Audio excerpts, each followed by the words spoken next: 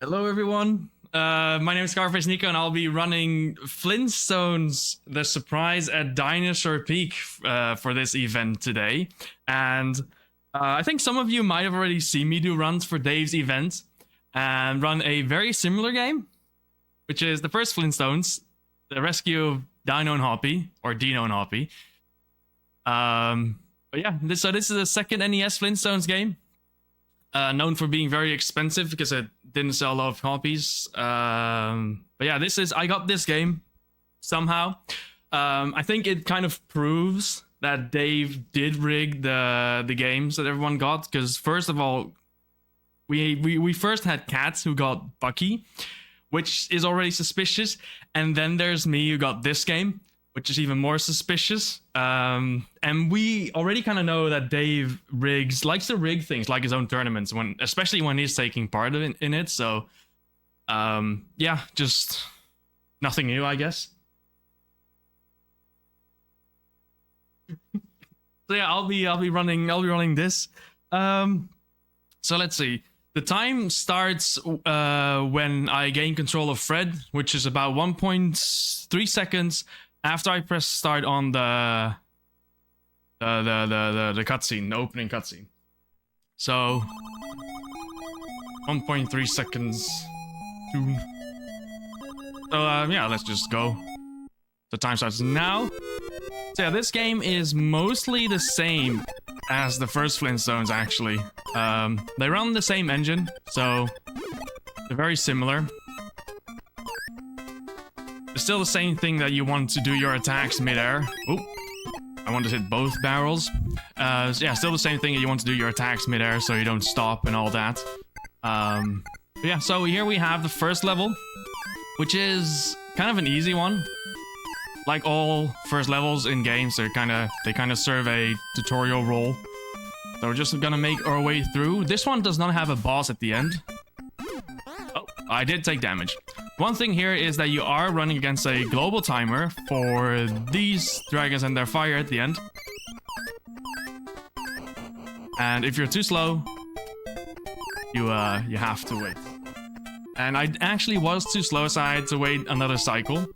But usually this level is sort of one of the easier ones, just because you have a bit of a buffer to make it to the first cycle. But we didn't. So here we go, second level. And we used a couple visual cues to know where to jump and when to smash. And here we're gonna, yeah, just get rid of those monkeys. I think they can create lag if you leave them there, so we just get rid of them. And here you have moving platforms, which have interesting hitboxes. I've died to them many times when I just get pushed away by them. And I just, yeah. Oh, I messed up. I was trying to go for a faster strat, but I messed it up completely. So just gonna do it the slow way. Goodbye, Armadillo. And I think the main difference between the two games is that you can play as Barney in this one, and that's especially useful here to climb ropes, which is something Fred can't do. So in parts of the runs you want to be Barney, and in parts of the runs you want to be Fred. Depends on what you want to do. So Barney can climb ropes, Fred can climb ledges, so that's a big difference between the two. Here we got our first boss. We need 3 fully charged hits, or 2 hits and a special weapon, which is what we're gonna do. We're gonna time it now. And we stay up here to grab the gem that falls down. So after every boss, there's a gem that spawns. And as soon as you grab the gem, yeah, the level's over. So here we go, the third level, the cave. Same thing as always, just do a lot of jumping and walking. And character switching. So another thing that Barney has over Fred is he has a smaller hitbox. So sometimes you want to use that to make it through some parts a little bit quicker, and you keep swapping and missing your jumps. This is, yeah, just move on those platforms. You have to wait until they're high enough before you can go. This part is annoying, and okay, I didn't make it. You can skip that ledge grab, but and yeah, minecart right, which is basically an auto-scroller, what we're getting now. Because you can't really get off the minecart. So you have to ride all the way to the end. And just kill some of these bats. Because otherwise, if you get hit by all of them, you'll die. You can take a couple hits. I think there's one apple somewhere that restores your HP. There it is. And here at the end, we want to time our jump so we can maintain our momentum, which we didn't. Okay, here, next boss. 2 hits in, and the boulder spawns exactly where we don't want it to be. So we're just gonna do an alternative strat, which is this. Which also takes care of the boss. A little bit slower, but it's fine. And on to the next level. Surfing. This is also an auto-scroller, in which it is very easy to die. I've noticed, especially when you're new to the run, when new to the game. It's very easy to make a small mistake and die, because you saw me do big jumps using those sharks, I think they are. And they're very important on the next screen, because if you miss some of those, you just get squished between an island and the screen. Like here. So don't take damage, it's bad. I've died. One thing that happens when you die is you lose your sub-weapon. For fuck's sake. So one thing that happens when you die is you lose your sub-weapons and the power bar as well, and a charge for your sub-weapon, which is pretty bad. And your heart. So dying makes the level a lot harder. So yeah, we're gonna have some difficulties with the rest of the run now, and we have to find. We just have to go to every barrel, smash it open, and hope that it has a power-up that we want. So that's what we're gonna do. Because we lack a lot of things. I also have one life left, which is probably also bad. So we'll just get the hearts. And pray we can find the other things we need as well. So that's the shake. The shake gives you one of those blocks that gives you a charge for your sub-weapon. Here's another power-up that we want. It's like meat on bone. And that makes your attacks faster, as you can see. And I was so busy showing off the attacks that I forgot to swap to Barney so I can make the jump, so I had to do it in a slower way. But it's fine. We've died twice already anyway, so whatever happens, happens. You have those logs here, and if you go too fast, you get hit. If you go too slow, you're also losing time. And we tell the ladies to shut up, because we're on a mission to save the kids, I guess. As I think, so in the first game, Dino and Hobby get kidnapped, and in this game, I think it's the kids. Well, they don't get kidnapped, I think. They just get lost. So, there's always something happening in Bedrock, I guess. It's an interesting village. So, what do we have here? What is this? Heart. Okay, we have a... Ooh, I don't want to fall down here. We need this bowling ball. Here we go. So, we're low on power. So, we'll have to see how this goes. Because he's gonna need a lot more hits. But you can just kind of get him in a loop here. So, we'll just do this until he dies. Which is pretty quickly, actually. Yeah. Good level. And now we go to the next level, which is like a very big kitchen. So I don't know why everything is so big here. There's no explanation for this in the game, but it's huge.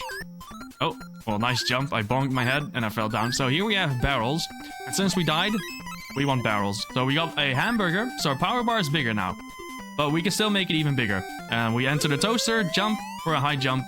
What do we have here? Another shake. So, oops. One thing you want to be careful with as well is when we're opening barrels like this. I hate these frogs. Okay. I'm not taking damage. Okay, good. One thing you want to be careful with as well is that you don't grab something that replaces your sub-weapon. Because unlike the first game where you can just freely swap between sub-weapons, you only have one in this game. And that's the last one you picked up, which in this case is the bowling ball, and we need the bowling ball for the rest of the game. So if we pick up something else in some way, we are kind of screwed. Okay, can I stop taking damage, please? So we're gonna make sure that we do open up some barrels to find the things we need. We need one more hamburger, I think. Oh, okay. Character swapping. Let's go. We need one more hamburger for a power bar. But we want to make sure that we don't replace our bowling ball. Here we go. Spider. The spider is kind of jank. Let's see where it respawns there. Okay, there's a thing you could do with walking back and forth that kind of makes everything line up. So the spider is kind of jank in that... let's see. Bowling ball. Let's go. And that sometimes when you do have your full power bar, the spider can sometimes take 4 hits or 5 hits to kill. And that just basically depends on your sub-pixels when you enter the fight, which is an interesting way to make that work. But yeah, here's the next level, Witch's House, which is kind of an interesting one because you have to hit those switches to open doors. And you have to be... Every time you hit the switch, there's also a timer that runs. And if you aren't fast enough, the door closes again and you have to go back. So if you make a mistake somewhere, sometimes you have to go all the way back. Oops. You're supposed to swap to Barney for a small hitbox. But sometimes if you mess up, you just have... You don't have enough time to make it. Okay, here's a very tight jump. It's gonna mash A and it doesn't work. I think most of these timers for the doors are pretty... Oh, we need to go down here. What was I about to say?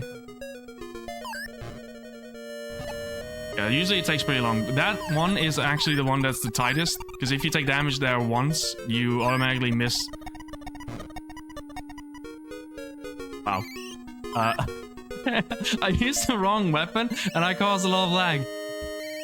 I accidentally used my sub-weapon instead of just smashing like I'm supposed to. That was interesting. I'm glad I didn't jump, because if I did jump... Can I actually not mess up? If I did jump, I would have died. Okay, so here, there's a ghost, which is gonna be annoying. And am I gonna be fast enough here? Nope. I had to wait. So here, if you're too slow, the ghost will be in your way, which will make everything horrible. Can you fuck off? Thank you. Am I gonna have to go back again? Okay, no. Okay, here we... Bowling ball. Oh, don't get hit by that, because you change into some weird small Fred. So this fight's also gonna take longer, because we still don't have our full power bar yet, so... what am I doing? You gotta take care of the bats first. Jesus. Okay. You wanna be on one of these spots to just smash and get the first one, then you go for the second one. So the witch spawns in 6 different places, which is completely RNG. And you always hope that you're close to the place where she does spawn. Unlike this.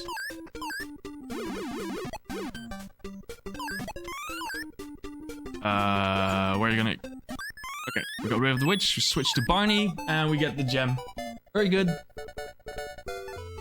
And I think I was in the middle of saying something, and I completely forgot what I was saying, but here we have the next level, which is an auto-scroller. And, well, the tactic for this is to just go into the top right corner and stay there. You will take damage like once or twice, maybe 3 times, but that's it. So you'll survive every time if you do this. So yeah, it takes about a minute. Takes about a minute, yeah. So obviously we have to compare this to the basketball game in the first Flintstones game, which also takes about a minute and is very similar. But instead of hugging the top right corner, you have to hug the bottom left one, which by default is already better. And it has better music, and it's basketball. So I think that's already 1 point more for Flintstones 1. Yeah, that's the auto-scroller. And here we go. And we're gonna try very hard not to die. I'm opening barrels, which is making things very awkward. So where... No! Okay, so that's what I mean. Now I have a lunchbox, which will replenish my HP once I use it, which is incredibly useless. Okay, I can't jump. Which is incredibly useless compared to the bowling ball.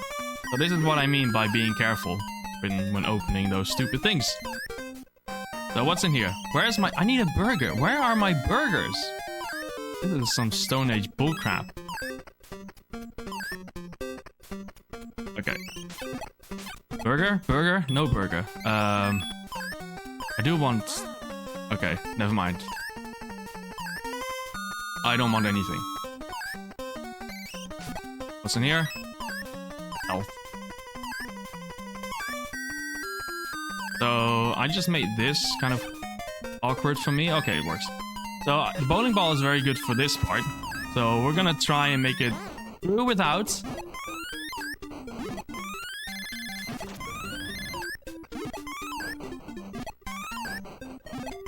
Okay, we got rid of him. Good. I know there's a bowling ball in the next level. So we're just gonna have to get lucky there. Okay. Let's see. So we're going to the last level here, which is the second volcano level. This level has a lot of lag. That's kind of all I can say about it for now. But here you want to switch to Barney so you can make it on these spikes. Fred is slightly too big, like always. He's a bit of a chonker. Yeah, so here we switch to Fred so we can break this block, grab onto that ledge, and then jump. And then we want to stay Fred for a bit, because we need him to grab onto a ledge. Then we swap to Barney. We climb up here, quickly swap to Fred, which is an attack that allows you to move again quicker. And we got our burger, so we finally have a huge power bar again. Finally, that took us half the game. And yeah, here we have spikes. Once again, we want to be Barney. Fred is too big. Let's see if I can get this. That's a pretty tight jump, and I forgot to swap to Fred like the genius I am. Okay, swap to Barney, spikes. Swap back to Fred because of ledges. So there's a bowling ball somewhere over here. I think it is. So here we just want to smash the caveman first. Get the bowling ball. See, I know this game. And then we just drop the bowling ball exactly where you don't want it. What a genius I am. Yeah, we have some more falling logs. Just hold left. Easy. This barrel has an enemy, which is interesting. The other one has a lunchbox, which is... I'm very good at character switching. So here we want to be Barney again. And the lunchbox, like I said earlier, is something you don't want to have because you want to go bowling.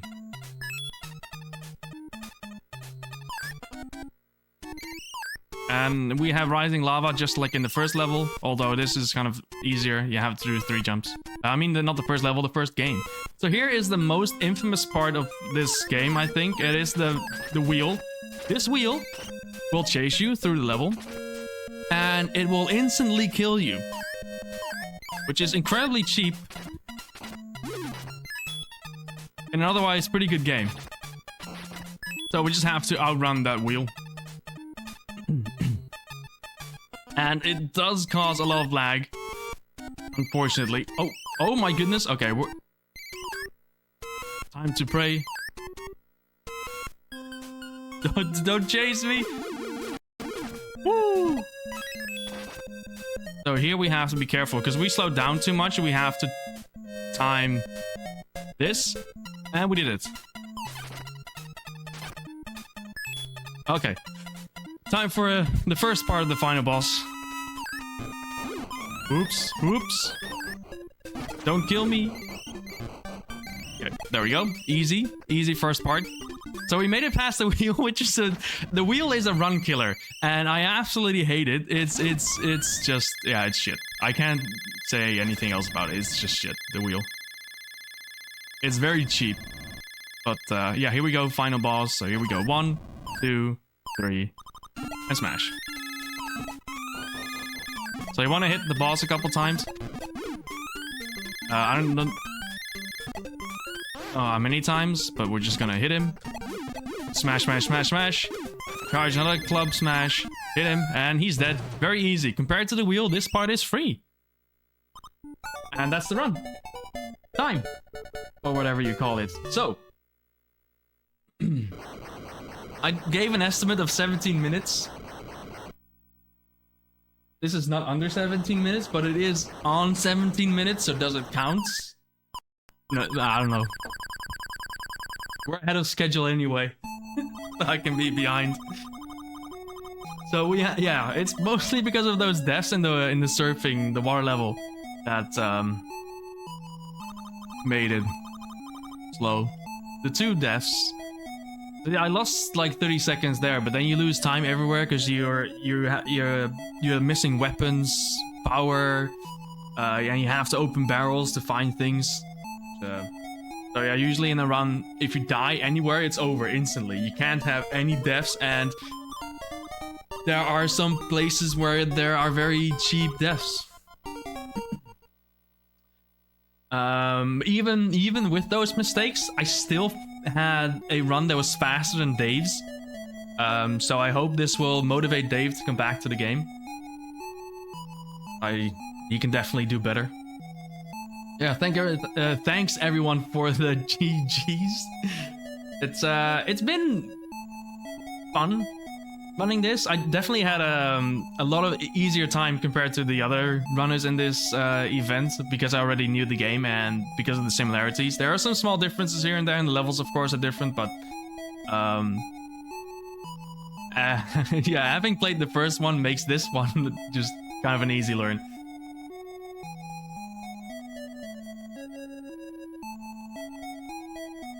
Yeah, I think that's it from me, so we can go to the next run. Thank you, Dave.